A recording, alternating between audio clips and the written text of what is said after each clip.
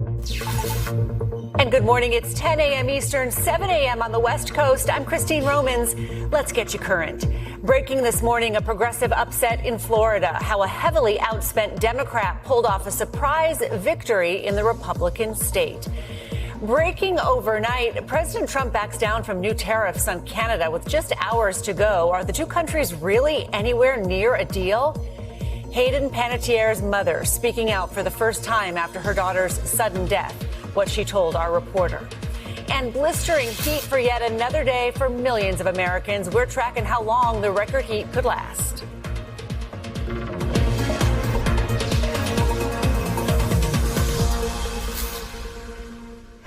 And good to be with you this Wednesday, August 19th. A lot to get to this morning. Let's begin this hour with breaking news. Primary surprises and major upsets now setting up some high-stakes midterm showdowns.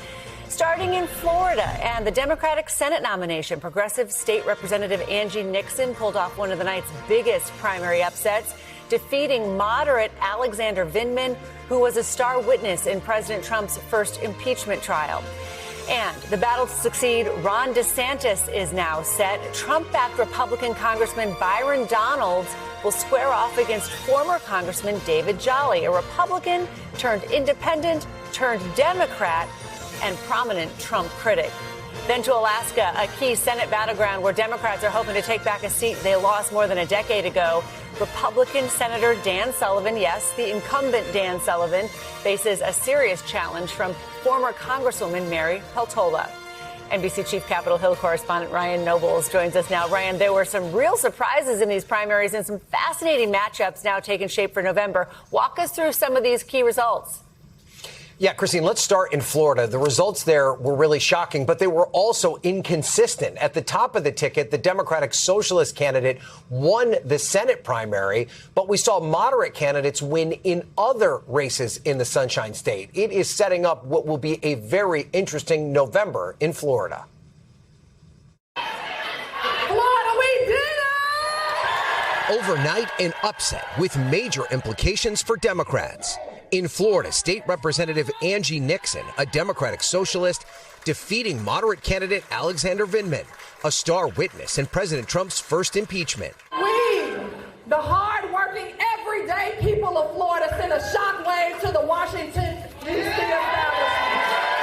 The president posting overnight, sleazebag Vindman loses to a radical left lunatic. How cool is that? Nixon had said she recently joined the Democratic Socialists of America. It is not about labels. It's about the most basic rights that people here in the state need. Now she faces an uphill battle against the Republican nominee Ashley Moody in a state that hasn't sent a Democrat to the Senate in 14 years. My sister, who is with us tonight, says sometimes you have to fight like crazy to fight crazy. And we are staring down crazy in the socialists today.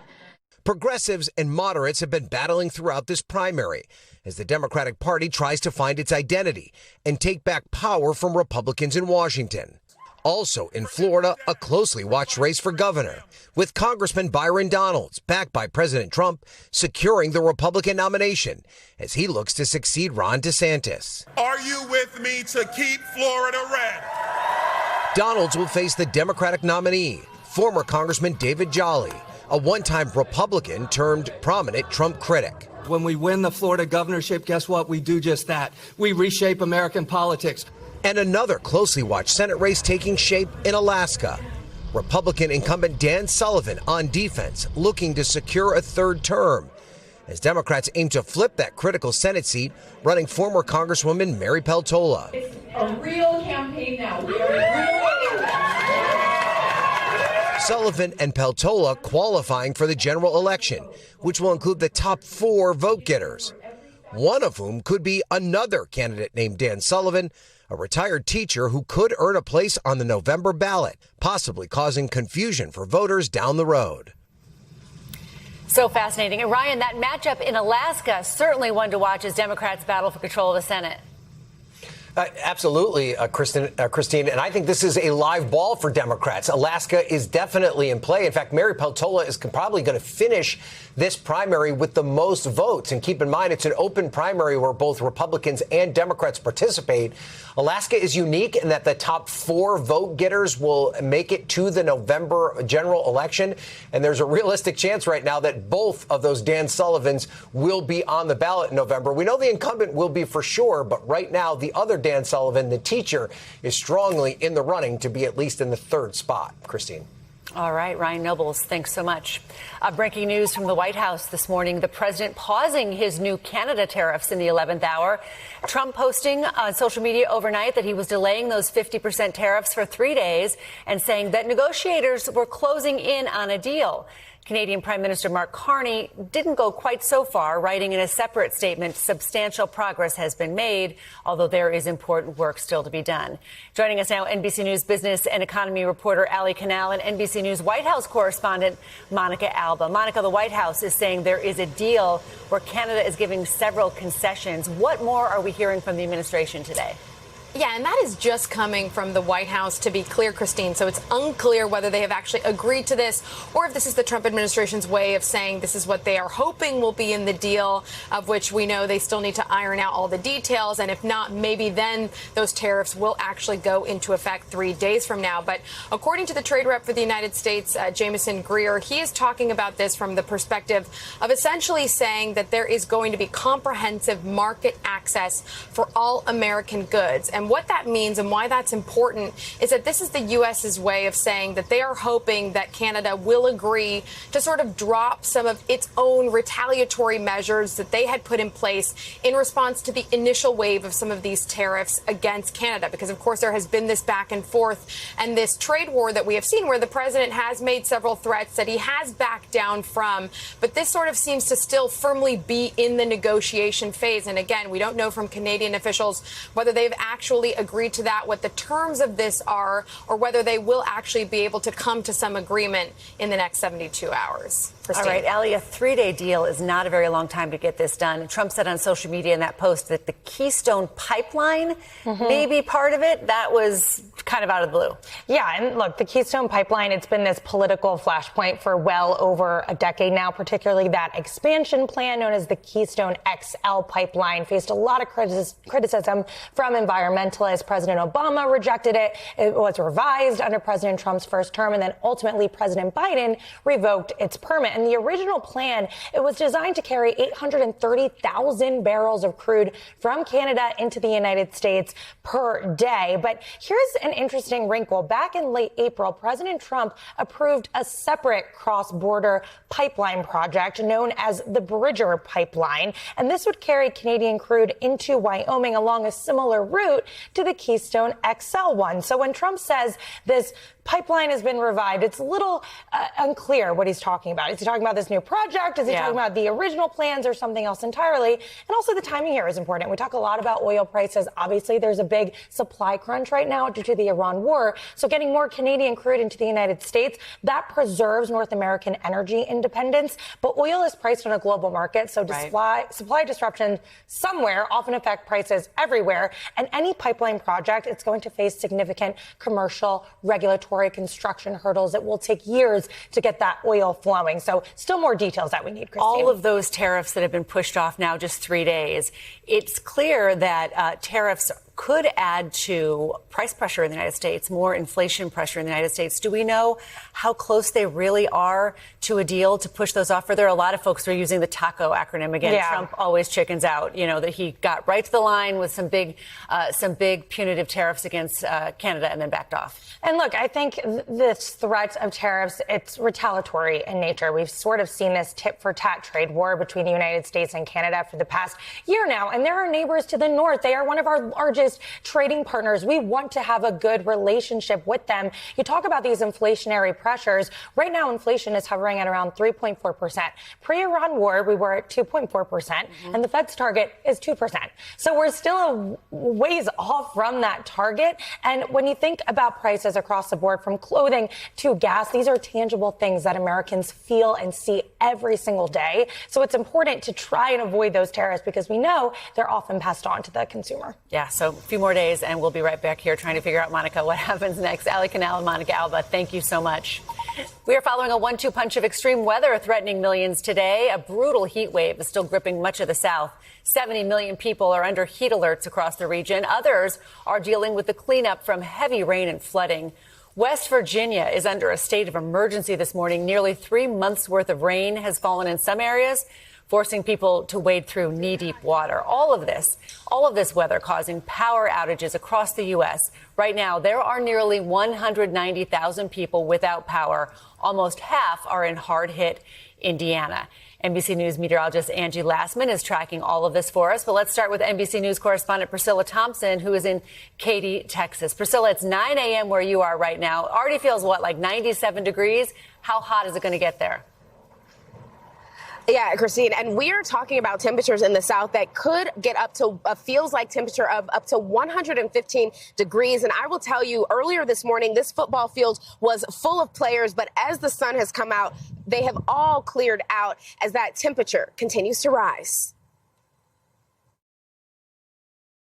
This morning, a scorching summer sizzle sweeping the South. The humidity's the killer. Relentless heat and oppressive humidity, making it feel like up to 115 degrees for millions of Americans. Miami hitting a record high 100 degrees for only the second time ever. And I just feel the sweat just rolling down my back. Some students in Decatur, Georgia, forced to learn virtually after one school's HVAC system was overwhelmed. What should parents be thinking about as they're sending kids back to school in this heat? Making sure that their kids are staying hydrated when they come home from school or practice, that they're hydrating at that time. In Texas, already this month, the Houston Fire Department has responded to more than 150 heat emergency calls. It can be, I just don't feel well, I'm tired, I'm thirsty, to changes in mental status. People can get confused, they can have seizures. That tree got tossed from across the street. Meanwhile, overnight, violent rainstorms tore across Wisconsin. Oh my God! Bringing down trees and making a mess of neighborhoods. And West Virginia under a state of emergency this morning after days of heavy rain led to devastating flash floods, rescues, and widespread damage. Many roads still impassable, forcing one school to delay the first day of classes. Back in Florida, it's not just people feeling the heat. At Zoo Miami, the fire department delivering a jumbo-sized spray down to help elephants beat the blaze, as summer's scorching send-off serves up more sweltering days. And all the health experts that we speak to mention the importance of hydration. Here in Katy, they have these hydration stations that are out here for students who are going to be out on the track, out on the field. And the health director here also said that parents should consider sending their kids to school with a refillable water bottle so that they can make sure they're staying hydrated throughout the day. Many schools here and across these southern states also limiting outdoor time for students because of this severe heat. All right, Priscilla Thompson, thank you so much, Priscilla. Let's go now to NBC News meteorologist Angie Lassman. Angie, let's start with the heat. When will people start feeling some relief? Unfortunately, not anytime soon, Christine. This is going to be something that folks are kind of stuck in at least through the weekend. Here's what we've got right now. Heat alerts up for 70 million people, a lot of the same spots that we were dealing with yesterday. And we've got a handful of additional potential record highs that we could see broken over the next couple of days. This goes through Saturday. By the way, Miami broke that 100-degree all-time record yesterday. We have not seen Miami hit 100 degrees ever since records have been started to be kept. Notice why. We've got two areas of high pressure, one kind of parked over Texas. We've also got this area of high pressure, this Bermuda high sitting just off the coast. That means that we're just ushering in kind of more of this hot and humid air directly into parts of these areas that have been stuck in the sauna here for days and days. Today is going to be no different. We've got 90s on tap for the actual temperature in Atlanta, New Orleans, Apalachicola, but notice feeling like 111 in Memphis, 110 in Tulsa. Tomorrow, no difference. It's really copy and paste. For Dallas, you feel like 107, as well as Montgomery, 108 for your heat index in Gainesville. And even as we get into the weekend, Christine, the only spot that you see a little relief up across the Carolinas, but even still, it's going to feel like those 90s for folks there. We know that like 4 million people are under flood watches across the Midwest. Many folks still drying out from last week's storm system. How much rain could the Midwest see? You know, I hate to say it, Christine, Christine, but multiple more inches in some spots. We're going to still see kind of the same areas picking up that additional rainfall in the coming days. There's your flood alerts across Illinois and Indiana. That big batch of moisture kind of sitting south near Paducah between St. Louis as well. And that's going to be kind of the first batch of rain that we see through today. Notice that cold front sinks a little farther to the south across the plains in the Midwest. That sparks up, again, the flood concern right along it across some of those same spots that have been dealing with this ongoing rain for days and days. Tomorrow, though, it finally moves out. We'll see that rain work across the mid-Atlantic and the Northeast. So if you live from Norfolk to New York City, you could see some of that heavy rain. In the meantime, though, the severe risk is across the Midwest today. Springfield, Paducah, some spots that we'll watch for those strong wind gusts as well as hail, maybe an isolated tornado. And then, yes, it's those hourly rainfall rates across the Midwest, Christine, 3 to 5 inches of rain, additional rain, I should say, on those already saturated grounds in the coming days. All right, Angie Lastman. Thanks, Angie. Of course. Now to the cyclospora outbreak and new data from the CDC. There have been more than 15,000 lab-confirmed cases since May, 12,000 unconfirmed cases. Now, the good news, doctors are hopeful the outbreak is nearing or has reached its peak. Joining us now, NBC News national correspondent Aaron Gilchrist. Aaron, what do these new numbers tell us?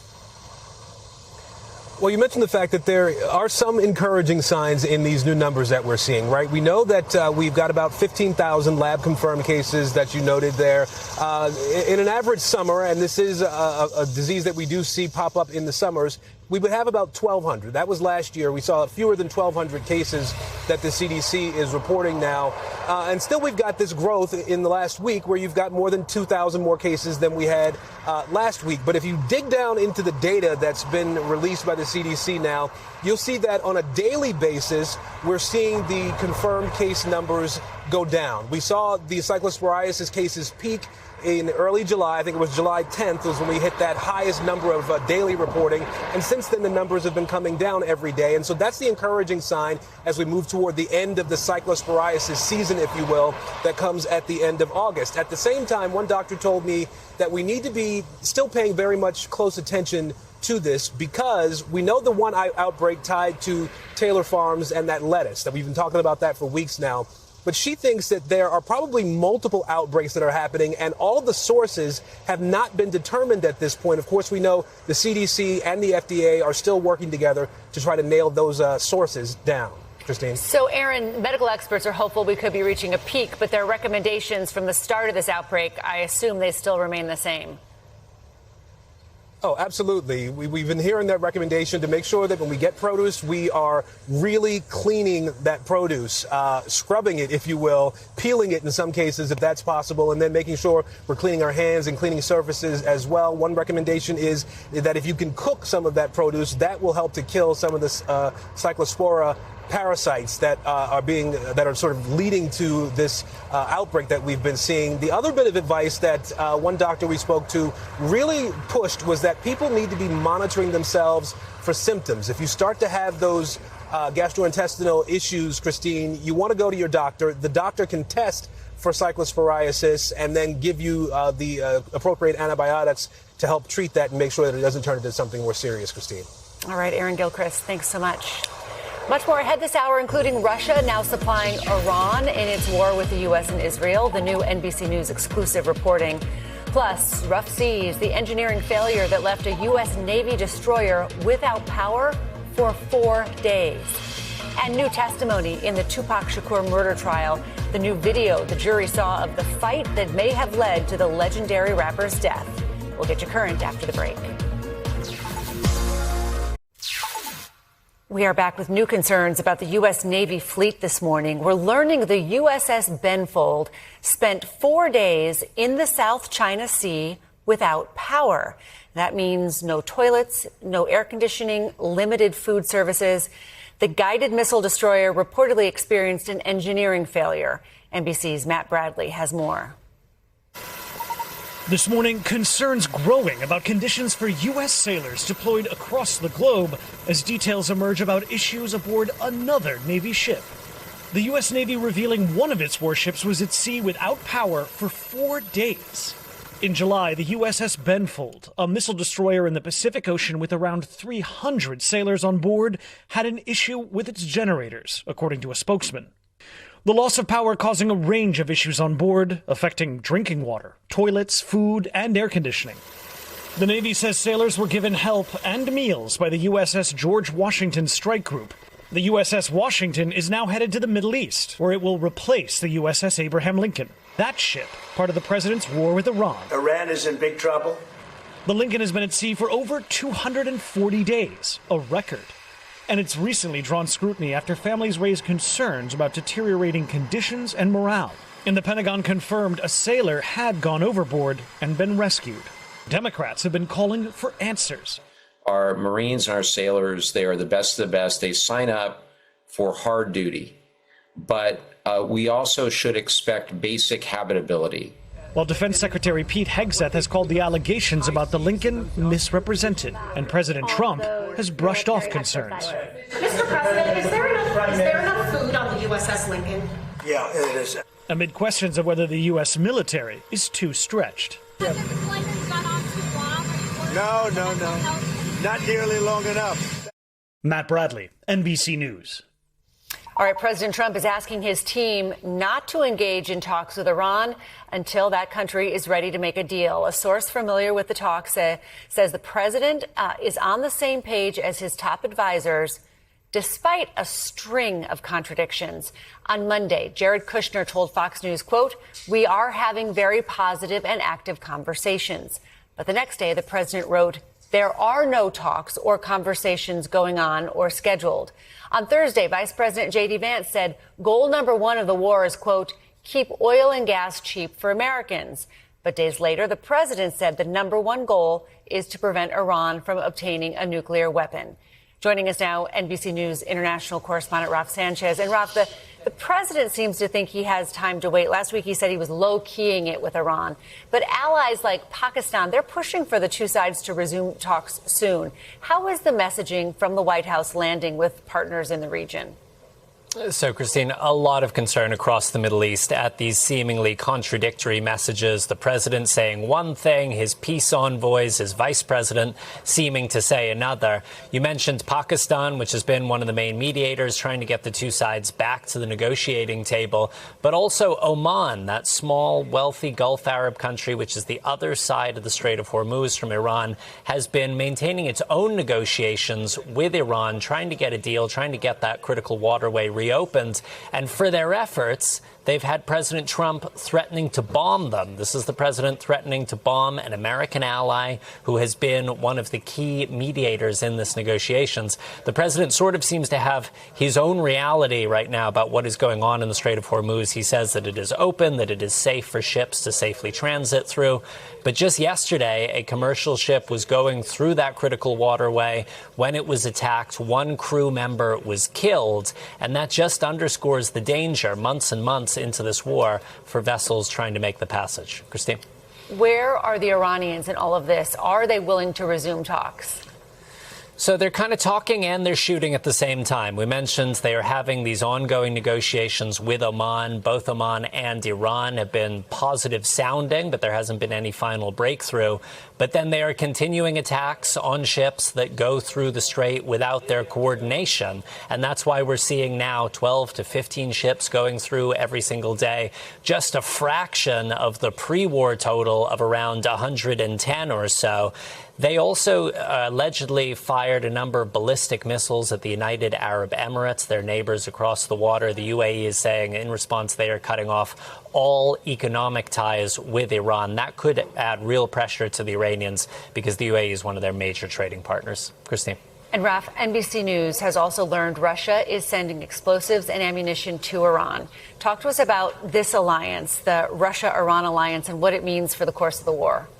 Yeah, so I interviewed President Zelensky of Ukraine back in March, and he said at the time that the Russians were providing Iran with satellite imagery of American bases in the Middle East. Our colleague Dan DeLuce now has a reporting that shows Russia has stepped up its support even beyond that, providing Iran with drone parts, TNT, and ammunition. That's according to a European government document that was verified by a U.S. official. And basically, you have Russia sending Iran the kind of wartime material that it needs to try to replenish its stockpiles following those wave after wave of American and Israeli strikes. How much of a difference that war material will make is unclear. President Trump in the past has kind of talked down Russia's support for Iran, but we will see whether this changes his calculation. Christine. All right. Raf Sanchez. Thank you, Raf. From a gold mine collapse to a successful rocket recovery in China. Thank you. Current on the other headlines we're following today. A gold mine collapsed in the western part of the Central African Republic. Local authorities say at least 30 miners are dead. Others are trapped. One of the survivors told the Associated Press that while rescuers are searching for miners trapped inside, the chance of finding them alive is dwindling. Growing outrage at Colombia's new president, according to video captured on social media. It shows him handing out soccer balls with his campaign logo to survivors waiting for much-needed aid, sparking backlash. Just last week, a powerful and deadly 7.4 magnitude earthquake hit that country. More than 300 people were killed, more than 400 still missing, according to the United Nations. And a first for China. The country has successfully recaptured the first stage of a rocket on land for the first time. State media also says this marks the first time the country used deployable landing legs, calling it a major breakthrough in the country's reusable rocket technology. For comparison, SpaceX and Blue Origin, they have been recovering rockets since 2015. Coming up, new details on the death of actor Hayden Panettiere and her mother's first public comments since her sudden loss. Plus, NBC's new interview with FCC Chairman Brendan Carr on the First Amendment lawsuit just filed by Disney and ABC. We have more current right after this. From a new nominee for FDA commissioner to creepy encounters with a man in a Chucky mask, let's get you current on the other headlines we're following today. Police in Philadelphia are asking for the public's help finding a person who chased a jogger while wearing a Chucky mask. Police say the person was carrying a phone and repeatedly asked the 40-year-old woman, "Are you ready to die?" The woman stumbled and was injured during the chase, but was not seriously hurt. Police say the suspect was last seen entering SEPTA's suburban station. 2 workers are dead after explosions ripped through an industrial recycling facility in Toledo, Ohio. Firefighters say 2 blasts happened just before 5 a.m. during a shift change, sparking a large fire. The bodies of the 2 workers, a man and a woman, were found inside the building. At least 2 others suffered minor injuries. The cause of the explosions remain under investigation. President Trump is expected to nominate a new FDA commissioner. According to a senior administration official, he's set to tap Dr. Heidi Overton to lead the agency. She's currently a domestic policy advisor and a supporter of the administration's Make America Healthy Again agenda. If confirmed by the Senate, she would replace Dr. Marty Makary, who resigned as FDA commissioner in May. Now to the tragic death of Hayden Panettiere, her mom opening up to the public for the first time exclusively to NBC News. She told one of our reporters by phone that Hayden was an amazingly talented person in so many departments, and that for young people who grow up in the entertainment industry, it's a struggle and it's a very challenging industry, and it's not unusual for them to sadly find the wrong path. NBC News correspondent Steve Patterson has that part of the story. This morning, the circumstances of Hayden Panettiere's death raising new questions. A heavily redacted incident report obtained by NBC News stating both Panettiere's on-again, off-again boyfriend Brian Hickerson and his brother Zach were present when police arrived on scene. Zach was very emotional as paramedics worked on Panettiere, the document says, while Brian Hickerson did not become emotional until after she was pronounced dead. The responding officer adding Hickerson showed him a bag of medication he says Panettiere was on. Meanwhile, Panettiere's mother, Leslie Vogel, is speaking out for the first time, telling NBC News exclusively in a phone interview, Hayden sadly lost her way, and I wish it were different. I wish she had stayed true to herself because she had many incredible attributes. Vogel, who used to be Panettiere's manager, said the last time she and her daughter spoke was in October. In May, Panettiere addressing their strained relationship on the Jay Shetty podcast. I can't even remember a time where she wasn't a momager. Where everything didn't revolve around business. Shetty calling Panettiere brave yesterday, writing, quote, "You should never have had to experience the things you did." Months before her death, Panettiere had also been speaking out about her relationship with Brian Hickerson. In 2021, Hickerson pleaded no contest to 2 domestic violence charges and was sentenced to 4 years probation. He's not responded to NBC News' request for comment. In her memoir, This Is Me, Panettiere says he once left her face so badly beaten that she didn't leave the house for weeks. This morning, tributes for the actress, who would have turned 37 this week, continue to pour in. Panettiere's Bring It On co-star Solange Knowles posting, "Rest in peace, Hayden. In peace, because you are so deserving of it." Steve Patterson, NBC News. Turning now to the broadcast battle playing out between the FCC and Disney. FCC Chair Brendan Carr speaking with NBC News about the lawsuit filed by Disney, ABC, and a number of stations yesterday. The suit argues that the agency's decision to review the network's broadcast licenses earlier than usual amounts to an attack on free speech by the Trump administration. Carr telling NBC, quote, "I think Disney has been running a PR campaign here for quite a while to distract from the focus of the FCC's proceeding, and this is just another stunt." Joining us now is NPR's media correspondent, David Folkenflik, who also spoke with Carr. Nice to see you. Let's start with the FCC side of this. Why is the FCC paying so much attention to Disney and ABC? Well, to be fair, the FCC under Chairman Brendan Carr, elevated by President Trump in his second term, has launched investigations of almost every major broadcast network, including my own, including NBC, all but, in fact, Fox Broadcast Network, which is owned by the president's political ally, Rupert Murdoch. That said, there's been this extra element of it in which the agency has basically forced ABC and Disney to defend holding all of the licenses it holds to operate the 8 local television stations it owns using the public airwaves. This may seem like kind of small thing, 8 stations, who cares? Well, 6 of those stations are in the nation's largest markets, and they contribute a significant amount to ABC's bottom line and towards Disney. And this is a way in which the agency is essentially able to scrutinize all kinds of elements of what the network and its parent company, Walt Disney, are up to see if they are so-called fit owners. Brendan Carr said to me, I'm sure said to your colleagues at NBC as well, we're just making sure that they are operating these stations in the public interest. But that is a very nebulous and vague standard and definition that few can seem to agree on at the moment.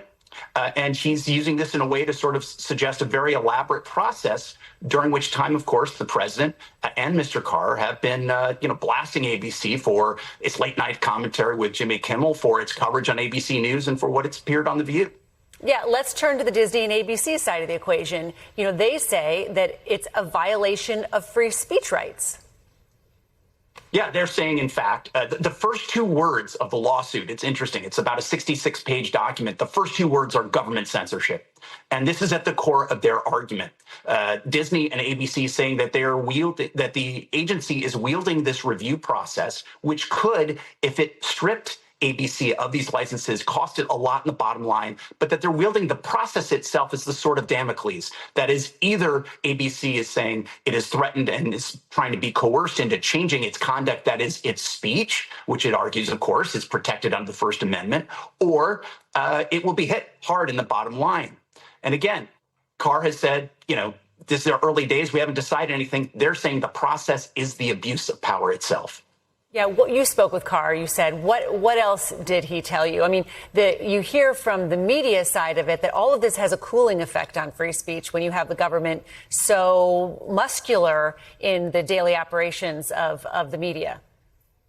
Well, I think other news outlets and other media companies are watching closely. You'll remember ABC was the first of a series of major media companies and digital media companies that settled the president's private lawsuits against them. ABC agreed to pay $16 million in all to make a case about ABC News and George Stephanopoulos go away. But they didn't buy peace. In the words of Anna Gomez, the only Democrat on the commission, they only bought themselves time. And yet here they are again, 2 investigations. They're being forced to defend their licenses, not in sequence and not over years, but right now all at once. It's an extraordinary moment. It really is. David Folkenflik, thank you so much for covering it. Nice to see you. Coming up, call it the Jellygeddon, swarms of jellyfish keeping swimmers out of the water, why scientists think it's happening. But first, the gripping new testimony in the Tupac Shakur murder trial. What to expect when the trial resumes today. We'll get you current after this.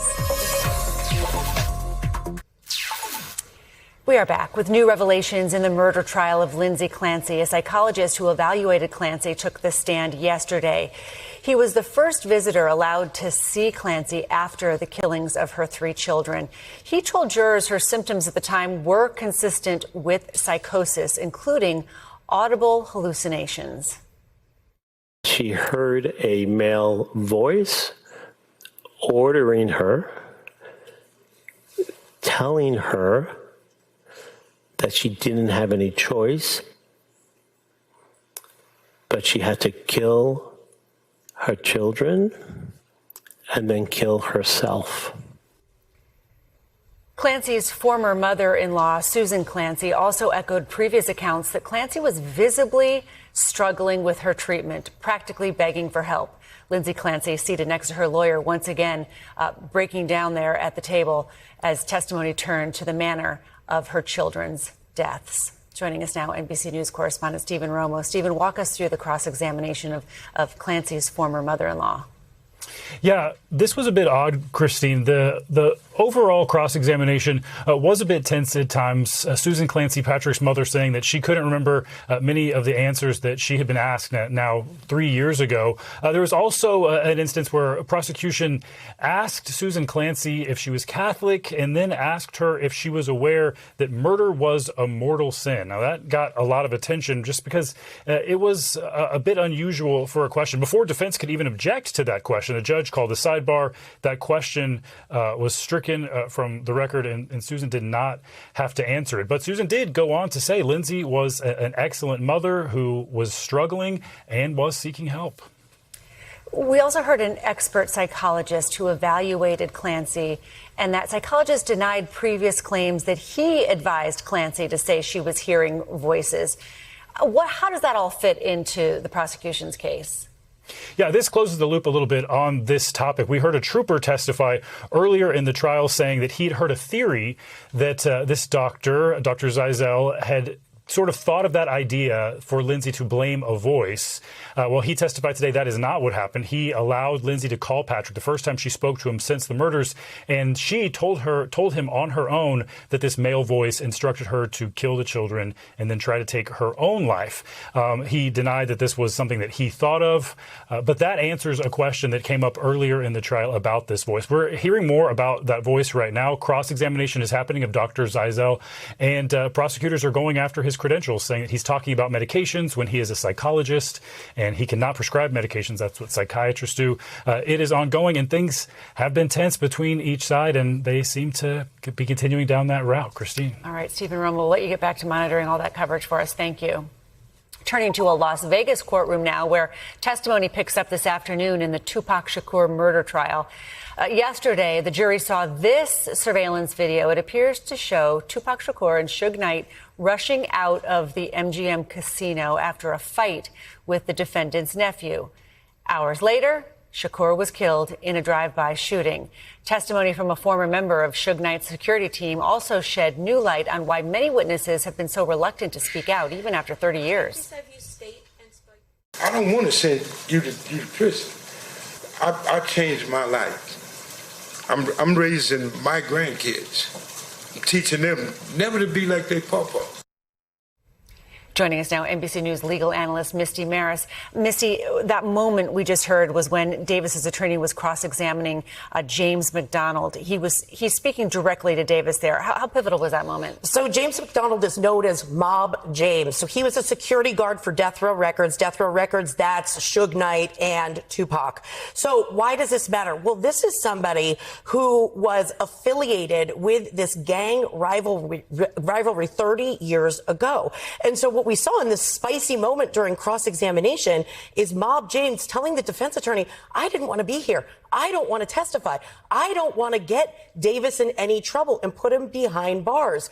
And it was an interesting moment, Christine, because the fact that he said that almost worked a bit for the prosecution because it made it kind of seem like he might know something. Meanwhile, on the flip side, it emphasizes this aspect of there's a reason why we don't know much about this investigation. Tupac said it himself to an emergency responder. We'll take care of it because they had really been stonewalled into getting information because of that gang affiliation aspect. I wonder, after that testimony, how might both sides reconsider who they call to the stand? It's an interesting point because now you're talking about somebody who was a bit of a wild card on the stand, and it brings into question Suge Knight, for instance, who's also said that he's not interested in being there and does not want to testify. So a witness that you can't really control, is that going to be somebody that you want to put up there? But what I do think is interesting about Mob James, it sort of brings this all together. You're talking about someone, this is 30 years later, how to deal with that time aspect that it's lapsed.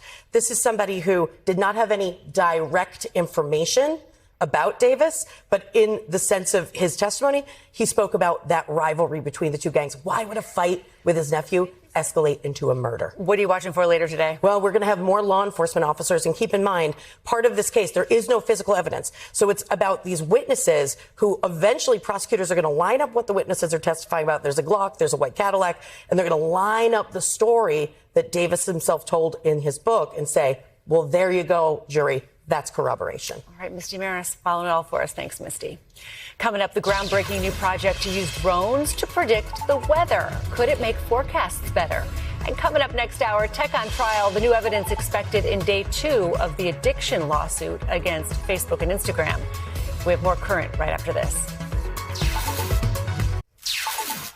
All right, as we keep seeing extreme weather events across the country, scientists are looking for new ways to better predict what's coming. Researchers at NOAA and the University of Oklahoma, they're now turning to drones to collect weather data that could help forecasters get a closer look at dangerous conditions. Joining us now, NBC News meteorologist Angie Lassman. What are we learning from this new technology, and how could this help forecasters? It's really fascinating stuff, Christine. The big takeaway is that this could help fill in critical gaps in weather data forecasters that rely on every single day. We've seen drones become a tool for everything from deliveries to warfare, and now scientists are harnessing that technology to better understand our atmosphere. And the timing of this is really important. As our climate changes and extreme weather becomes more challenging, having more data in more places more often could help forecasters better understand what's happening in real time and ultimately improve the forecast. So we went to Norman, Oklahoma to see how it all works. The summer of extremes. Twisters, heat, wildfires, and floods. Nearly every part of our nation hit by a natural disaster the past few months. In the Midwest, tornadoes dominating the headlines. More than 400 reported in the months of April and June alone. We have had a very active tornado season, but it's really been active in the Midwest. 476 tornadoes reported, 120% of the 17-year average. Human-caused climate change is driving these rapidly changing weather patterns, and science is trying to keep up. Now a groundbreaking research project giving forecasters a new way to see what's happening just above our heads. The Storm Prediction Center, National Severe Storms Laboratory, and the University of Oklahoma partnering up to devise a way to fill the gap in gathering weather data. Drones, collecting data on air pressure, temperature, relative humidity, wind speed, and direction. So how does it all work? I went into the field with the top weather experts in the U.S. and arguably the world to see what's up. Literally. It takes a team of 3 researchers, today all from the National Severe Storms Lab here in Norman, Oklahoma. We have the pilot, Tony Segales Espinoza, the observer, Elizabeth Tyrone, she's making sure the airspace is clear, and Elizabeth Smith. She'll be monitoring data in real time to send back to forecast offices. Flight mode's good to go. Good to you go. get a thumbs up. Yep. If everybody's good to go, I'm going to go ahead and arm and take off. All right, I'm ready. Okay. All with the click of a button. All with the click of a button, yeah. So you'll see it start to spool up here in a second. Take off. Tony will be monitoring kind of its behavior now. He'll turn on the strobe lights as it's headed up, so that's anti-collision lights. Okay. We have to follow the regulations from the FAA, so we're flying regional line of sight, so I have to keep an eye on it. And it's going straight up and down, and there's a reason for that. What's the reason? Yeah, so, we launch weather balloons twice a day. We have lots of different sensors. And a few thousand feet above our head on the surface, we don't get information any more than that twice a day balloon. Yeah. So instead of waiting 12 hours for the next weather balloon, scientists can fly these drones again and again as conditions change. So this is a way for us to kind of be able to see the profile of what's happening above our heads, which is where a lot of this weather happens, right? Yeah, and it's helpful for forecasting, obviously. Yes, we will oftentimes kind of increase our cadence when a storm approaches us, as we're getting closer and closer, to get more information more rapidly in that more dynamic environment. Right. Tyler Bell is an assistant professor in the schools of meteorology and aviation at the University of Oklahoma. Weather balloons tend to be the gold standard for measuring the atmosphere. We don't really want to replace them. I want to be clear about that. We're really most interested in the lowest part of the atmosphere where things are changing the most often. We tend to miss out on a lot of interesting things that happen in between, radar sites and ballooning sites. Filling those data gaps means a more precise forecast, better pinpointing where dangerous weather will strike and where it won't. It's not just tornadoes that fall under the severe weather profile. Winter weather, in particular, forecasting that wintry mix. Notice the snow stretching from Kansas City down to Hot Springs. We've got that freezing rain occurring here across parts of the deeper south, and then a bit of that rain mixing in as well. A combination of rain, freezing rain, sleet, and snow will benefit from the new drone data. And that can mean the difference between a rainy commute and a dangerous ice storm. It's a pretty big forecast challenge on these days where it's not clear if it's going to be rain, freezing rain, sleet, snow, and where those changeovers are going to happen. Data like this, collecting it really rapidly and close to the surface, we can really find where that freezing layer is and help us kind of refine that prediction of saying that this area is more likely to switch over to freezing rain. Take your precautions as you need to, things like this. And we could see the temperature changing just a degree or two, and we could correlate that directly with what kind of precipitation we were seeing on the ground. If we can fill in the gaps between those weather balloons, then we can effectively help improve weather forecasts and hopefully save lives and property. And this is really just one piece of the puzzle. Lizzie Tyrone, one of the researchers that you met in that story, she also leads a program using specialized drones after tornadoes. They can fly over the damaged areas that likely are too dangerous for or difficult to reach for a car or on foot. That gives survey teams a better look at the damage. And they're also, Christine, using these drones over fire-ravaged areas to better study fire, which, of course, we know is a big problem out west. So I guess to put it all in perspective, we're using the drones before and after, during. It's all just to make it better so that we can give people better forecasts in the end. All more information to put into those forecasts. Yeah. All right, Angie, nice. Great story. Thank you. Thanks. All right, 56 minutes past the hour here. Understanding all of that is so incredibly critical. Angie Lastman, thank you. And now to a new threat beachgoers are facing, and less bite and more sting. An unprecedented swarm of jellyfish covering parts of the East Coast has families thinking twice about a trip to the shore. NBC News correspondent Emily Aketa is at the beach with what you need to know. Hey there. While it's not uncommon to see jellyfish along the East Coast this time of year, fortunately, I've got one of the harmless ones in my hand here. It's the stinging species and the numbers of them that have beachgoers and beach patrol taking note. With some of the water so saturated with jellyfish, visitors on some shorelines won't go more than ankle deep. I have never seen anything like this in my entire life. At some of the most popular East Coast beaches, it's a stinging send-off to summer as big blooms of jellyfish are cropping up, crowding the water and shorelines. That water's just loaded with jellyfish, and they're washing up on the shore the whole way down the beach.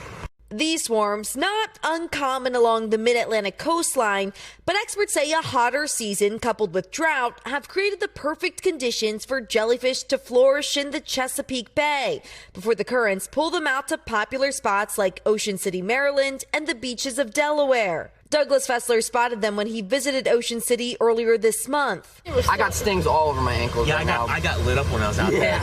And by the end of the weekend, he says, they went from every 10 feet to every 3 feet. I actually got into a smack of jellyfish, and they lit me up like a Christmas tree. If you do get stung, experts say allergic reactions are extremely rare. For most, the discomfort should start to improve within 30 minutes. And they say to avoid this so-called solution made popular in the show Friends. Damn all the jellyfish! You've got to do something. Well, there's really only one thing you can do. What? What is it? You're going to have to pee on it. What? On the West Coast, warmer Pacific waters are leading to a spike in stingray stings. San Diego lifeguards treating more than 1,200 people this year, nearly as many as all of last year. I don't go in the water if you can't see the bottom. So if it's really murky, I'm not going in. Researchers have also found rising ocean temperatures are changing shark behavior on both coasts. Experts say when it comes to any of these sea creatures, it's important to remember when you go in the ocean, you're in their domain. They're supposed to be there. They're natural. They're parts of the ecosystem. All right, so if you are going to one of the jellyfish-filled shorelines, consider packing a pair of tweezers in your beach bag to help remove any remaining tentacles if you are stung. Also, don't be afraid to ask lifeguards for sting relief wipes. And if you have some lingering pain, consider hydrocortisone cream or a hot compress. I also hear that a trip to the ice cream truck is helpful in these situations. Back to you. All right, Emily Ikeda. Thank you, Emily. There's much more news ahead. The next hour of Current starts right now.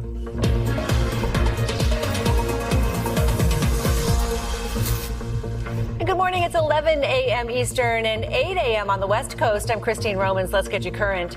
Breaking this morning, a progressive upset, this time in Florida, how a heavily outspent candidate pulled off a surprise victory in the Republican state.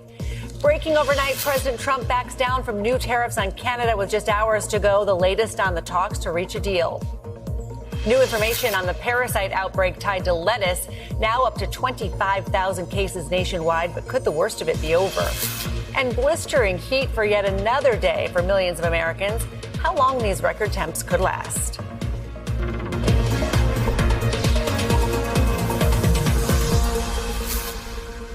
And good to be with you this Wednesday, August 19th. A lot to get to this morning. Let's begin with breaking news. Critical primary races that delivered some big surprises, setting up several high-stakes midterm battles. First to Alaska, where a key Senate showdown is taking shape, with control of the chamber hanging in the balance. Republican Senator Dan Sullivan, yes, the incumbent Dan Sullivan, faces a serious challenge from former Democratic Congresswoman Mary Peltola. Democrats hoping to reclaim a seat they lost there more than a decade ago. And to Florida, and one of the biggest upsets of the night, progressive Democrats notching another win, with State Representative Angie Nixon defeating moderate Alexander Vindman despite being outspent by millions. And the race to replace Governor Ron DeSantis is now set, with Trump-backed Republican Byron Donalds taking on former Congressman David Jolly, a one-time Republican, now a Democrat, and a prominent Trump critic. NBC Chief Capitol Hill correspondent Ryan Nobles joins me now with all the details. Ryan, starting with Alaska, Democrats haven't won a Senate race there since 2008. This is shaping up to be a key battleground for Democrats as they aim to take control of the Senate. Yeah, it sure is, Christine. And I don't know if we would have said that a year ago, but right now, Alaska is absolutely in play for Democrats, and it really needs to be in play if they have any shot at winning back the Senate majority. The results last night were as good as they could get for Democrats. Mary Peltola, who's a former Congresswoman, she was the first Native Alaskan elected to Congress, is the leader in this race. Remember, it's an open primary, so both Republicans and Democrats compete in the primary. And then Alaska is unique in that the top four candidates will move on to the general election. And right now, Peltola has gotten the most votes of any candidate, which is a good sign for her heading into the fall election. Now, in a previous election, she was the leader coming out of the primary, but then lost in the general election. But President Trump was on the ballot during that race. He won't be on the ballot this time around. And then, of course, there's the saga of the two Dans. The other Dan Sullivan, the retired teacher, he looks like he's going to get enough votes to get into the final round as well. That could complicate things for the incumbent Dan Sullivan, and he believes that this is just a Democratic plant to try and draw votes away from him. Christine. Let's go to Florida now, where we now have two very different matchups taking shape for Senate and for the governor's mansion. Walk us through what the results showed us and I guess what they might mean for November. Well, one thing is for sure, and that is that Angie Nixon shocked the world last night. She was a state representative in Florida. She's somebody pretty well known in Florida politics, but had virtually no name recognition nationwide. And that turned out to be key for her. She crushed Alexander Vindman, who many were accusing of being a carpetbagger who had no real deep connection to the state of Florida. Vindman spent $15 million in this race, but Nixon still clobbered him. Listen to what she said about her victory last night. I want to be clear, I am a union member. I recently joined the Working Families Party. I also just recently joined DSA because there were some things, the majority of things that I'm supportive of. But just like I'm a Democrat, there are some things that I do not fully support within the Democratic Party, particularly those corporate Democrats, right? I don't accept corporate PAC money, and I want to make sure that these billionaires pay what they owe.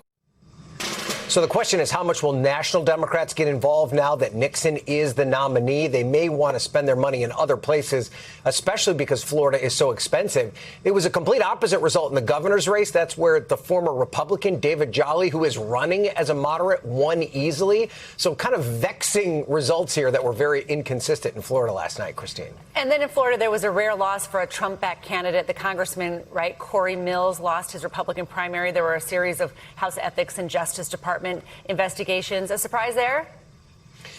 It's only a surprise in that Donald Trump endorsed him and he didn't win a Republican primary. Otherwise, everything on paper would tell you that Corey Mills was in serious trouble. He's been dogged by repeated ethics scandals. He's been investigated by the House Ethics Committee. He had a number of sitting incumbent House Republicans in the state of Florida come out and endorse against him. The candidate that ran against him, Ryan Elijah, a former local TV news anchor there who had name recognition and a connection to the community. So Mills had Trump's endorsement, but today Trump said he told him to get out of the race despite giving him his complete and total endorsement, and Trump has already gotten behind Elijah, who beat him last night. Christine. All right, Ryan Nobles, long night. Thank you, sir. All right, breaking news. President Trump issuing a last-minute 3-day pause on his latest round of tariffs against Canada. Those tariffs would have hiked prices on everything from dairy products to wine to hockey gear. Trump posting on social media overnight that he was delaying those 50% tariffs because negotiators were closing in on a deal. Canadian Prime Minister Mark Carney, a little more muted in his response, writing in a separate statement, substantial progress has been made, although there is important work to be done.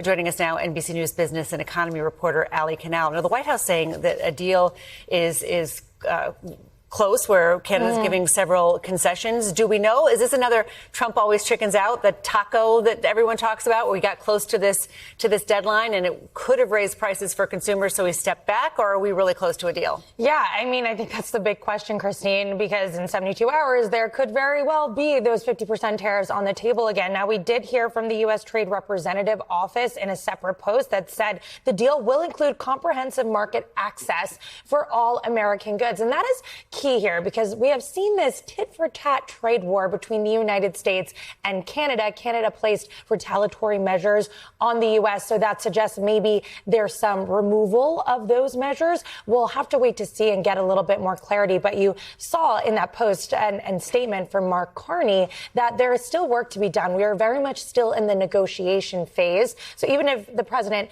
has a framework of a deal on the table, there's still a lot more work that needs to be done between now and Friday. The worry for American consumers is if you have $20 billion worth of goods that suddenly have a 50% tariff at the border, that will raise prices for what Americans pay at a time when people are sick and tired of higher prices. And then the president, Ali, starts talking about the Keystone Pipeline. Now, this was a project that Trump approved in his first term. Biden killed it. How is that tied into an agreement with Canada over prices for Canadian goods? Yeah, and this is something that has been a political flashpoint for quite some time. You mentioned Obama. It was removed from President Biden during his term, and now President Trump wants to revive it. But the president already approved in late April a separate pipeline project that would basically bring crude oil from Canada into Wyoming. So it's a little unclear if this is related to that project, if this is something else entirely. So again, we need to wait for more of these details here. But I think that goes to show that preserving North American energy independence is very important to both the United States and Canada. Sometimes we have a lot of questions when so much government policy is being enacted via social media, right? And so we're saying there's a lot of missing pieces. Well, okay, so trying to put the pieces together, what exactly is happening there. All right, Ali Canal, thank you so much. Of course. Joining us now, Diane Swank. She's the chief economist at KPMG US. Diane, so nice to see you. Just quickly, a 3-day delay to help resolve some of these sticking points on this deal. Maybe auto tariffs are a factor. The United States, a much bigger economy, has really gone after Canada for perceived unfairness. But it is the American consumer who could end up paying a lot more if a deal isn't done.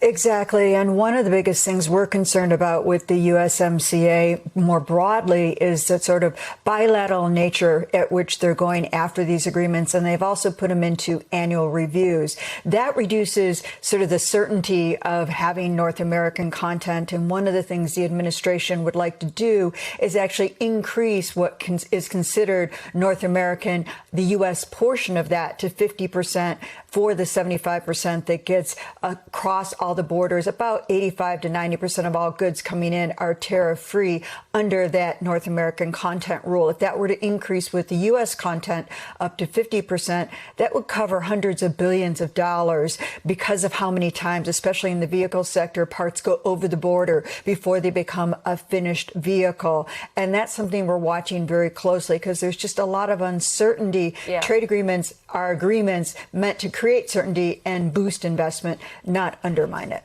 Yeah, and some of the Canadian negotiators have said that they had a deal in the first Trump administration that the president seemed at the time to be proud of, and now they're in violation of that deal, rewriting these deals in a bilateral nature, as you said. The president also writing, again, on social media, that the Keystone Pipeline may be awoken from the grave.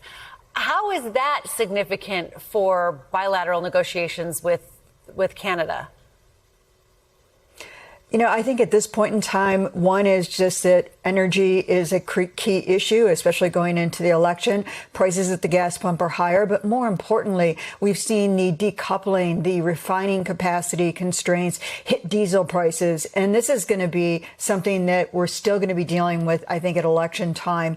And the cost of diesel gets into just about everything from, running a farm, cost of agriculture, cost of food, but also everything across the economy that gets that extra fee tacked onto it. And it really is an input into the cost of production as well. So my guess is, just guessing, that it's part of that whole energy independence. But it also underscores the whole issue of how high those prices are right now. And those are still going to be an inflationary problem for the next several months. Yeah. Diane, I don't want to get too wonky about the bond market at the moment, but there's some really interesting things happening here. You saw bond yields rise to the highest in 19, almost 20 years yesterday. And that's significant. Every American touches yields every day, either in their savings or in their borrowing or how their company is doing because of higher yields. And then we saw the Treasury Department sort of intervene in a way today to try to get those yields down. What's happening? So what they're basically doing is they're buying the long-term maturities that do not have a lot of liquidity in the market. That means there's not a lot of demand. If there's not a lot of demand, the government has to offer a higher premium, a higher interest rate for buyers of that debt to lend to us, basically. And by saying they're buying the long end down, they're providing liquidity in that market, but it doesn't change the equation. And that's what most bond buyers are actually concerned about. It reduces rates a little bit at the long end and then pushes it into short-term issuances. We're still issuing an enormous amount of debt. We've already eclipsed the size. The public debt held by the public has eclipsed the size of the U.S. economy for the first time since World War II. And interest expense is soaring. It's at the highest share of the overall economy on record. That is what the Treasury is concerned about. And as you issue more short-term debt, that just means that debt rolls over more often. That stuff less than a year or maybe 2 years, that is going to be reset. It could potentially be reset at much higher rates. So it doesn't deal with the fundamental problem, and that is the Treasury bond market is worried about everything from inflation to the size of debt that's being issued, and it's competing with the debt that's being issued for the AI boom as well. That's right. Something that definitely bears watching in the bond market. Diane Swonk, as always, so nice to see you. Thank you, Diane. All right, we're following a 1-2 punch of extreme weather threatening millions today. People are still dealing with the cleanup from heavy rain and flooding.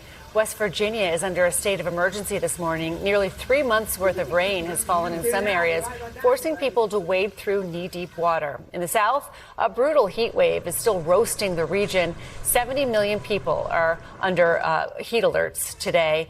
And it's not just humans struggling to beat the heat. Look at this guy. Firefighters called in to hose down elephants at Zoo Miami yesterday. NBC News meteorologist Angie Lassman is tracking it all for us. But let's start with NBC News correspondent, easy for me to say, Priscilla Thompson. You're in toasty Katy, Texas.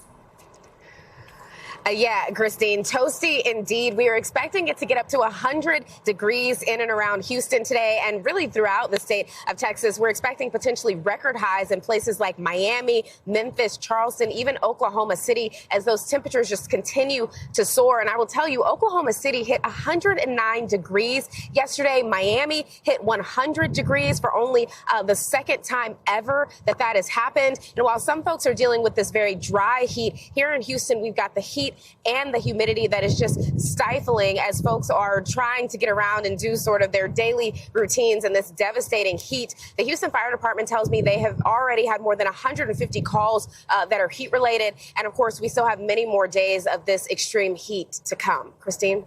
A lot of students already back to school in the South. How are districts managing this dangerous heat? Yeah, well, as you can see, no students out here on the track right now in their gym classes, and that is because of the heat. So a lot of it is keeping students inside. If they are coming outside, only for about 10 minutes while the sun is up. I will tell you, we saw the football team and the cross-country team out here at 5:30 in the morning before sunrise trying to get those practices in. And it's not just the students being outside, but it's also the AC systems in these schools. In Decatur, Georgia, there was actually one school that had to switch to virtual learning because their HVAC system was overwhelmed. And so I did talk to the health director here for Katy Independent School District and got some tips for parents. One big thing he mentioned was, kids love to wear the hoodies, especially the older kids to school. Try to get them to come to school in loose, breathable clothing if you can, and send them with a refillable water bottle so that they can be mindful of staying hydrated throughout the day. Christine? All right, leave the hoodie at home and bring the water bottle. Priscilla Thompson, thank you so much. NBC News meteorologist Angie Lassman is back with us. Talk to us about the heat and the storms on the way, Angie. Yeah, well, all of that advice Priscilla just gave you, just take it and keep it with you through the next couple of days, Christine, because we unfortunately don't have a whole lot of changes in the forecast when it comes to the heat or the severe storms. Let's start with the heat, though. 70 million people under these alerts. A lot of these locations are places that have been under alerts for days and days and days. And that's not going to change anytime soon. We've got a couple of high pressures that we're watching kind of just usher in all of this hot and even humid air over much of the South. I say humid because look at those feels like temperatures. 110 is what it'll feel like in New Orleans later today. Even warmer in Memphis, an actual temperature of 102, but feeling like 111. Tomorrow, that intense heat persists. High 90s for your actual temperature in New Orleans, Montgomery, Florence, but all of those locations feeling like at least 100 plus, and even warmer as we look to parts of Texas. Dallas, 105, but will feel like 107.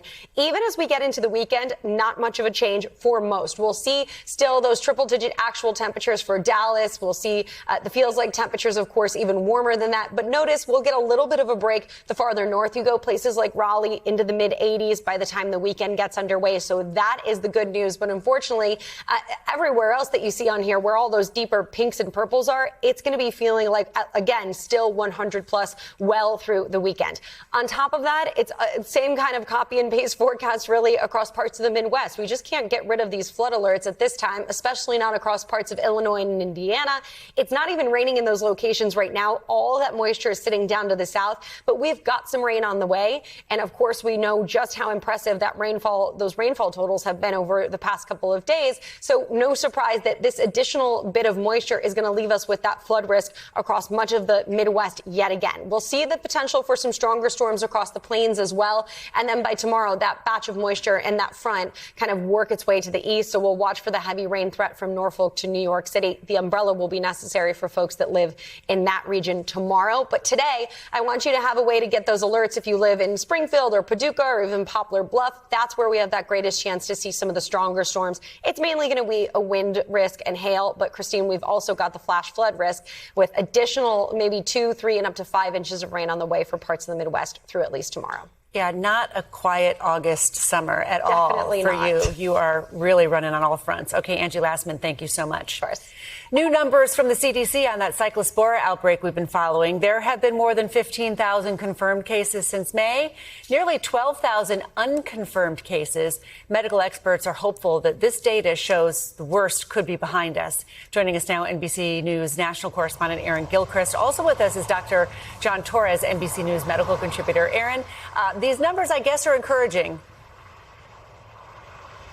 Yeah, there are a couple of different ways we can look at these latest numbers, right? We know that in the last week, we've seen about roughly 2,000 more cases than were reported last week. And that may be a bit of a daunting number. But if you look a little deeper into these numbers that we're getting from the CDC, when they look at the curve, the number of daily cases that they've been tracking since this outbreak started, and really that goes back to May 1st of this year through right now, we've seen the daily case counts of cyclosporiasis come down. And that is the bit of encouraging news here, showing that there is some improvement as you go to those daily cases and the reporting that the CDC is able to track. At the same time, we also know that obviously we've had the outbreak that was tied to Taylor Farms and the lettuce that was produced by that company. At the same time, we know that there are cases that are not connected to Taylor Farms. And so the other sources for, let's say, other outbreaks, that's something that still is a part of what the CDC and the FDA are trying to get nailed down at this point, Christine. Hey, Dr. Torres, with the CDC still investigating new cases, how will we know when the outbreak is truly behind us for good? And Christine, like Aaron said, we are starting to flatten that curve here. If you look at the curve overall since May 1st, it peaked in mid-July, and now it has come down dramatically. But we're still hearing about new cases in North Carolina, Massachusetts, Texas. They're still reporting new cases, and the sources, like Aaron said, we have one of them identified, but not necessarily the other ones. The thing that people, I don't know if everybody understands this, but cyclospora has a season, May 1st to August 31st. So we're within a couple weeks of the end of the cyclospora season, but also it has a 2-week incubation period. So even though the season ends at the end of August, meaning that's when the cases should dramatically drop off, people could still be having issues until mid-September. And so we're not out of the woods yet, but we're certainly heading in that direction and hopefully getting both the understanding of where the outbreak is occurring and the fact that the season is getting close to its end means that we're starting to get this thing under control and it's going to end up shutting down essentially. Yeah, Dr. John, President Trump expected to nominate Dr. Heidi Overton to be the new FDA commissioner, a senior administration official telling NBC News this. She's currently a domestic policy official. This is an important job, especially at a time when we're facing multiple foodborne outbreaks. It's a very important job. And like you said, she has policy expertise, but she doesn't have expertise running a huge bureaucracy like the FDA, especially in crisis situations like this where we have outbreaks that are affecting essentially the entire nation. And, on top of that, the FDA has a couple things it needs to do. One is manage the outbreak. 2, look at how it's going to do with the foods and drugs around the country and moving forward and resisting that political pressure to make changes that aren't necessarily scientifically based. And so it's a lack of understanding here of how she might do in that area, and hopefully more information comes out in the confirmation hearings. We get a better idea of where she stands and what she might actually be able to do once she gets in the FDA. Aaron Gilchrist, Dr. John Torres, thank you both. Up next, Meta is back in the courtroom today for its biggest social media addiction trial to date. Who is expected on the stand? Plus, has America finally reached its tipping point when it comes to tipping? When you actually need to shell out extra cash and when you can skip it. And a once-in-a-lifetime shot drained by a 4-year-old. The simple trick this little guy says helped him sink this hole in one. We'll get you current after the break. All right, day one of the landmark trial against the maker of Instagram and Facebook kicked off with a bang. Meta is accused of designing its platforms to get children hooked on social media. The company denies those claims. This trial is being led by 4 states, including California. The state's deputy attorney general saying this in her opening statement yesterday. Meta's business model can be summed up in 4 simple parts. Hook the users, hold them as long as they can, harvest their data, and then hide the truth from the public when making public statements. Joining us now, NBC News business and economy reporter Ali Canal and NBC News legal analyst Angela Senadella. Ali, California's deputy attorney general did not mince his words yesterday after the trial wrapped. Listen. This is a case about deception at its core, lying. This is an unfair competition law case in California about having a practice that was knowingly dangerous and doubling down on it and lying to the public. How is Meta responding? The 4 H's that they laid out were compelling. Yeah, and they were. And Meta's response is basically, okay, well, prove it. So Meta is saying that the states are taking really a limited scope of claims and trying to turn that into a referendum on social media and teen mental health without the evidence to back it up. So Meta is really going after the fact that the states are cherry picking features, so to speak, while ignoring the safety tools that it has built for younger users. And those include things like teen accounts, which automatically go private, other tools like time limit reminders, parental supervision, restrictions on who can contact teens, what content they can actually go and see. So really, there seems to be 2 versions of this company emerging here. The state saying that Meta is a company that purposely built these tools knowing they would keep teens hooked, and then chose not to warn their users about these potential damages. Whereas Meta says, look, we do a lot for teens, and the states have not proven otherwise. Juries so far have not been sympathetic to Meta, so we'll see how that goes. But Angela, we've talked about these comparisons with big tobacco. Those companies paid a $246 billion settlement to the states in the 1990s. But the Mississippi Attorney General who filed that initial lawsuit said most of that money came with no strings attached and took decades to pay out. If Meta ultimately takes a similar route, who decides here, I guess, where that money goes? So in this case, it's different because the states are specifically asking for abatement funds, meaning they're asking for funds to help abate the crisis. So that means that any money that is going to be paid out here would be specifically earmarked towards things like youth prevention programs, for education, for trauma help, for mental health issues. So this would be very different. And it's actually explicitly because of what happened with big tobacco, where there was an enormous amount of criticism afterwards that some of that money, for example, went to golf courses. But in this case, these state attorneys are being very specific in order to not face that same criticism. And in the big tobacco comparison, many of them were forced to change how they operate, fundamentally change the business model. Could that happen here where Meta, and maybe more broadly because of other cases, they have to change how they do business? What is acceptable? Yeah, so the ask here that the plaintiffs are making is truly enormous, and it's something that we have never actually seen a judge do before. But in this case, what is wild is that all of the product redesign choices literally rest in the hands of Judge Rogers, whether or not she decides that feature by feature, any of these are truly harmful enough and should be eliminated. Now, what would happen then immediately was that Meta would obviously appeal that decision, and then it would be the Ninth Circuit that decides. And Meta would argue this largely based on expression concerns. They are arguing that their design choices are protected under the First Amendment, and so that battle would continue. But yes, it is theoretically possible that this single judge could eliminate beauty filters and autoplay and infinite scrolling, all of these things that we associate very intimately with Instagram. Allie, the states have decided not to bring any children or teens here to testify. Who are they planning to call? Yeah, and this was something that Meta actually attacked the states for pretty aggressively during openings. Basically, the argument there just being, well, if you want to prove that we harmed these people, why aren't you calling them to the stand? Instead, though, the states are going to rely on people inside Meta itself. So Meta CEO Mark Zuckerberg, he is going to be called. Instagram head Adam Mosseri, Meta whistleblowers, former employees, people that were actually inside the company during these times.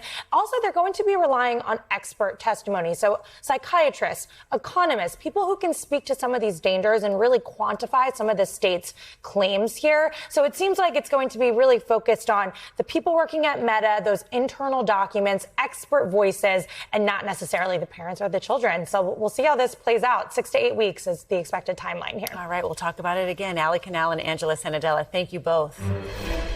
Breaking news this morning from pharma giants Moderna and Merck. The companies say that an experimental vaccine treatment shows promise in preventing melanoma from returning or spreading in high-risk patients. The mRNA vaccine was tested on people who had already had surgery to remove melanoma. The companies have not published those findings yet. They described it as a first-of-its-kind breakthrough. From Costco selling Medicare plans to a Dune Part 3 ticket frenzy, let's get you financially current on the other headlines we're following today. But first, let's get a check for markets this morning. The Dow is rising more than 200 points after the Treasury Department announced that buyback option for longer-term debt. Also this morning, we are hearing from Target. Its second quarter earnings saw a big boost from a tariff refund. The retailer says its sales rose 5%. Costco will now sell Medicare plans to customers in a few states. The warehouse chain is partnering with nonprofit insurer Scan to sell Medicare Advantage plans in their stores. Scan currently has over 400,000 members across 5 states. The plans will not come with a Costco membership. That violates federal rules. The program is still pending federal approval. And a ticket frenzy sparked by Dune Part 3. On Tuesday, AMC released tickets for showings in IMAX for the film's December release. Remember, folks, it is mid-August. This film's coming out in December. Fans reported crashes on AMC sites, hours-long waits to theaters to secure tickets. And if you're thinking of getting a resale ticket, better start saving. Single tickets on eBay are going for upwards of $1,000 for a movie that comes out in December. All right, we want to take you to Washington, D.C., where President Trump is taking questions while on a tour of construction at the White House. Let's listen in. Iran have a nuclear weapon. And I know Kim Jong-un very well, and he's going to be fine. As long as we have a smart president, he's going to be fine. If we have a dumb president, then he's probably not going to be so fine. Are you expecting to meet with him later this year? Yeah, I will be. Mr. President, today is about American production. Can you give us any update on your negotiations with Canada for a trade deal? Yeah, we had a very good conversation with the Prime Minister last night, and we've come to a deal with Canada. As you know, the 50% tariffs across the board were going on against Canada today. And they called yesterday and they gave us the points that we had to have. Very fair deal for both. The tariffs will be non-existent for our farmers. Our farmers were paying tremendous tariffs into Canada, and those tariffs are going to be totally eviscerated, down to zero. Is the U.S. going to lower tariffs on Canadian autos or lumber? We're doing certain things. Got to give something, and we're doing certain things. They were paying a high number. We're reducing it a little bit. It's good for everybody. But our farmers are going to be thrilled. Our manufacturers are going to be thrilled. And basically, we have no tariffs going into Canada anymore. Canada was charging us tremendous tariffs. We no longer have any tariffs. And what I was able to do is we put, as you know, under the new tariff, I guess you'd call it the new tariff schedules that we came out with. They were going to get a 50% tariff on everything starting today. And we've held it back 3 days. It's all subject to finalization of documents. So subject to the finalization of documents, we have a deal with Canada. And I think it's a very good deal for both parties. It's great for our farmers. Our farmers will no longer be held up because they were being hurt very badly by Canada. Yeah. The Strait, last night we had a lot of boats come through. We have possession, complete control of the Strait. I mean, outside of nuisance value, and there is nuisance value when they shoot a drone every once in a while, and not everybody's going to go through, but they come through. And over the last couple of weeks, we've had a lot of oil coming out, a lot of oil. It's not going to be perfect, but it's a lot of oil coming out, a lot. In fact, people are amazed. One of the reasons that oil hasn't gone to like the proverbial $300 a barrel, it's at 80. Okay, so before those comments, President Trump took reporters on a tour of construction at the White House. On the tour, he signed the stone for the new helipad on the South Lawn, one of several changes he has made during his second term. Other news you saw here, he will be meeting with Kim Jong-un. He said, we've got a deal with Canada, and he says that last night a lot of boats came through the Strait of Hormuz, although the shipping trackers tell a very different story, not much traffic moving through there. All right, from a rocket leaving a new mark on the moon to the loss of a rock and roll legend, let's get you current on the other headlines we're following today. Let's start with tennis star Nick Kyrgios, provisionally suspended this morning after testing positive for cocaine during a tournament in Spain this summer. The Australian player issuing a public apology on Instagram saying, quote, I made a huge mistake and I take full responsibility for it. He also said he'd be stepping back from social media and public life for 28 days. NASA has captured the first detailed images of the crater left by a SpaceX rocket that slammed into the moon earlier this month. The impact carved out a crater about 60 feet wide. It sent rock and dust flying across the lunar surface. NASA says the rocket was traveling about 5,400 miles per hour when it slammed into the moon. The images are giving scientists a rare look at the aftermath of a human-made impact on the lunar surface. Some sad news from the music world. ZZ Top drummer Frank Beard has died at the age of 77. Beard spent 6 decades with the band, helping drive hits including Sharp Dressed Man, Legs, and Gimme All Your Lovin'. ZZ Top sold more than 50 million records and earned 3 Grammy nominations. Bandmate Billy Gibbons called Beard a great and true son of Texas and praised his signature backbeat. From the end of an era to a new era of tipping. If you feel like you're constantly being asked to tip, you are not alone. With rising prices, budgets aren't stretching as far, but that hasn't stopped businesses from flipping around that payment screen and making the ask. It's being dubbed tipping fatigue. I took the debate to tip or to skip right to the experts. While Americans love to reward good service, many are having second thoughts about the barrage of tip requests on practically everything. It seems that tipping screen pops up in just about every sale. Are we tipping every single time that we go to a coffee shop? I have become so good at pressing that no tip button. I'm paying $50 for 2 drinks at a Phillies game. I'm not tipping you. Shoppers are being nudged to tip when ordering a sandwich, a single cup of coffee, even for things like tires. I went to go get new tires on my truck, and they literally had the screen turn around and had the audacity to say, "Would you like to tip?" And I said, no. So is tipping out of control? A little bit, yeah. Although it's a custom that isn't going anywhere, people are pulling back on where, when, and how much to tip. Restaurant technology platform Pop Menu says 40% of consumers are tipping less this year than last year because of tipping fatigue, tighter budgets, and rising prices, with 3.4% inflation over the past year. If you go to an establishment and every other month the price for that same item or service goes up, you start to get fatigued there, and you have to make up for that. You can't just eat that all yourself. There is also the anxious, somewhat guilty feeling as you stare at the large tip screen that appears before the required customer signature. Do you feel like you're seeing the tip screen more than you used to? Yeah, definitely within the last 2 years, I'm seeing a lot more iPad, would you like to tip? As people cut back on tips, some consider the cost of the item. When do you say no? When it's about less than $20. For others, it's about the service. If it's somebody working in a sandwich shop and they make me a nice sandwich, then I might lay them a tip. Yeah. But if I'm just buying something from a corner store, absolutely not. It's not always comfortable to hit no tip, especially when an employee is watching and waiting for the sale to be completed. Does it make you feel guilty not to give the tip? Sometimes, yeah. Pop Menu says more than 56% of people don't typically tip at fast food spots, and 44% don't tip for fast casual. But most are tipping at sit-down restaurants, carry-out counters, and coffee shops. I think about the people that rely on tips as a primary source of income, but also the more personalized I get. For example, your hairstylist or people that you see on a more frequent basis, so you start to develop a more personal relationship. To me, that is where I put the extra dollar. So experts tell us if you're interacting with real humans and getting a real service, and maybe you're going to go back to that place again, you can tip 15 to 20%. But if that kiosk or that iPad has replaced a human and you're just buying something that you normally wouldn't tip for, you can go ahead and skip and don't feel guilty. All right, up next, data centers have become a political lightning rod in communities across the U.S., but in China, they face very little pushback. We'll dig into why ahead on Current.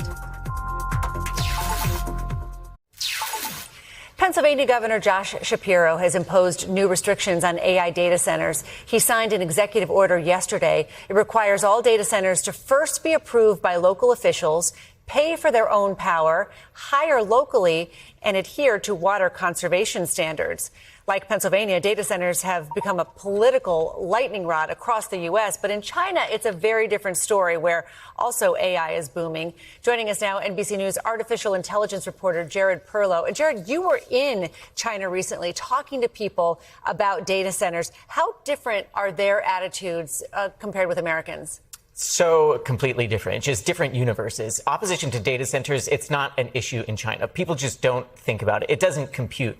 So I was on the ground there for almost 2 weeks, talked with dozens of people. Many of the people I talked to they were genuinely confused. They didn't understand how data centers could be a political or a social issue. For them, the government has very tight control. They have this master plan to build data centers far away from the main cities on the east coast of China. So they just really don't have to deal with it in the same way where local politicians now have to deal with waves of protests at local town meetings. You're not seeing local news stories every night of some woman who her water is brown and she can't sleep because of the noise. Electricity rates going up. Exactly. No matter where they are, data centers still require large amounts of water and power. How does the Chinese government navigate that?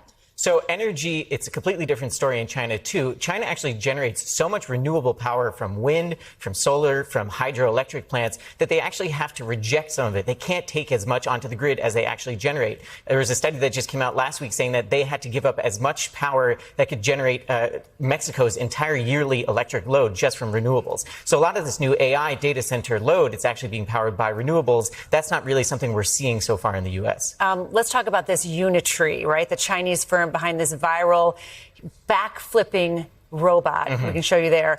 Made a stock market debut today, closed up, shares up 460%. Wow, tech stocks in the U.S. have been climbing because people are so excited about the AI story. Is it the same in China? Absolutely the same. That stock actually surged. It was up 700% at one point before falling. Not bad. They unveiled a new robot that can leap almost 7 feet in the air. So China's really going very, all in robotics in terms of developing the physical hardware. The U.S. has mostly focused on software so far, but I think China's build out of robotics. They're hosting another version of the humanoid Olympic Games this weekend. It's going to be lots of fun video to follow from there. Is this a race between the U.S. and China and who is going to dominate, or can both countries both be moving forward in this arena without conflict or competition? Well, I think that's $1 trillion question. President Xi Jinping is going to meet with Donald Trump later in the year, ostensibly to discuss AI and room for collaboration there. Some people say we're locked in an existential race. It's zero-sum. There can only be one winner. A lot of people think there's room for two superpowers at the table. I think we're going to be tracking the story over the next couple of months next year. All right, Jared Perlow, thank you so much. Nice to see you. Thank you. It's easy for students to fall behind in reading and math over the summer. In our series 50 States in 50 Days, we're going to show you how one community is working to slow down the so-called summer slide.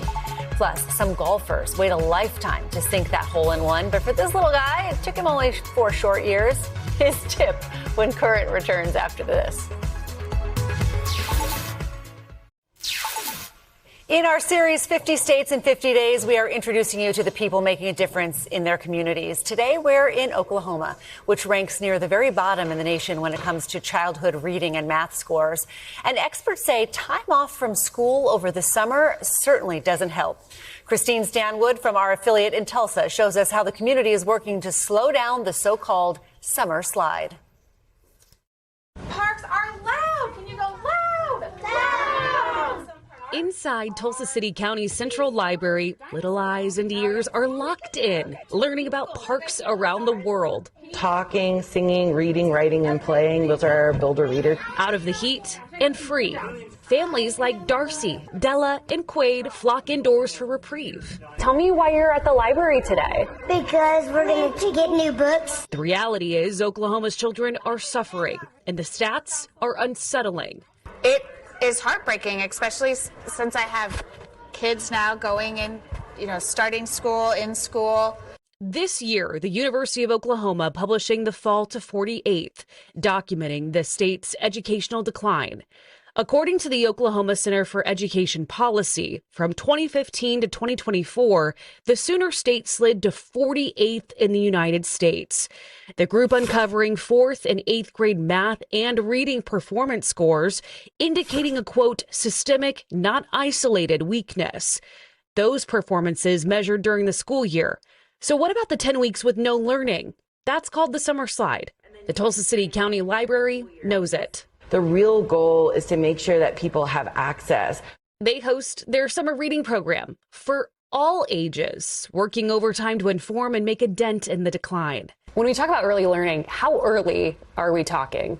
From the moment a baby is born, they're immediately learning. And Darcy, She's the prime example. How young did you start reading to your kids? Since they were infants, since they came home from the hospital, we've been reading. Ensuring her children are set up for success. I am not a almost there. I just finished my 22nd year teaching. I'll be going into my 23rd year teaching.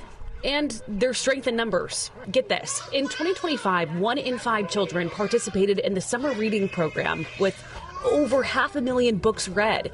How important is it to maintain reading and literacy throughout the summer months? In the summer, that's that moment where you're like, well, what kind of reader am I?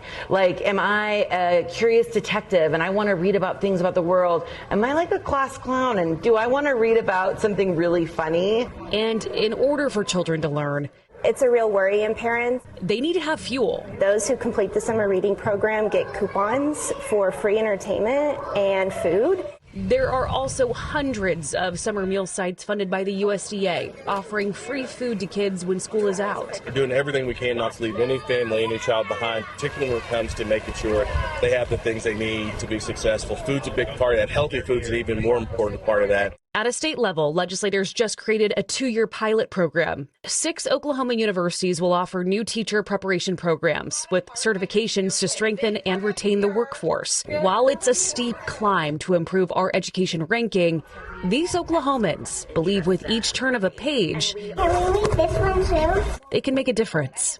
In Tulsa, Christine Stanwood, NBC News Now. All right, from our affiliate in Tulsa, Christine, thank you so much.